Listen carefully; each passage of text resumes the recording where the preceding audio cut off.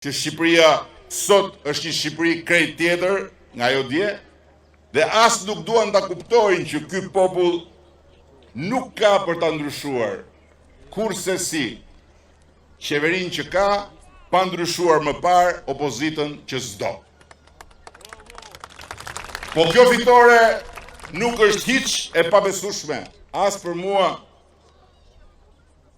që e kam kërkuar për ditë. Qysh 4 vjet më parë,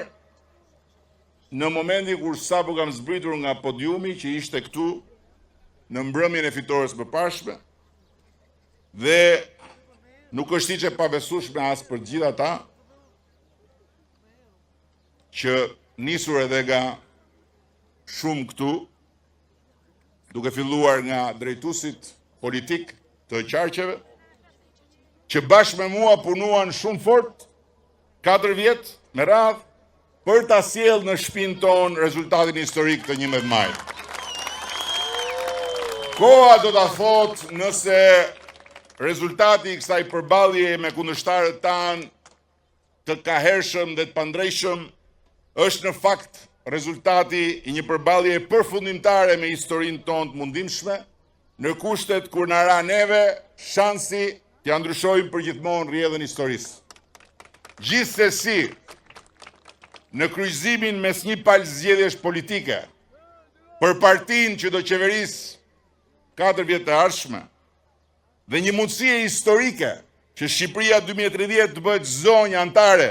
e familjes bashkuar europiane, ne u bëm partia që e mishëroi fuqishëm mundësinë historike në sytë e shqiptarëve që duan zonjën Shqipëri në sofrën e BE-s dhe veten e tyre qytetarë të barabartë Bashkimit Evropian. Të tjerët u munduan të na rendin pas me sharje lebetitse dhe me premtime uleritse, por dora dorës mbetën mbrapa, derisa mbetën shumë mbrapa. Megjithatë, edhe pse rezultati përfundimtar s'ka dalë akoma, mbase s'mbetet kredi njëjti, unë dua t'i përgëzoj udhëheqësit e partive të vogla opozitare, të cilët bën betejat e tyre jo të lehta dhe i mbijetuan presionit jo të vogël të ajrit mes forcave të mëdha kryesore.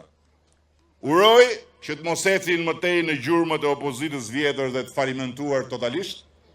po të gjejnë mënyrat dhe të gjejnë durimin për të rritur si alternativa dhe jo si volume zanore në mexhelisin ton politik.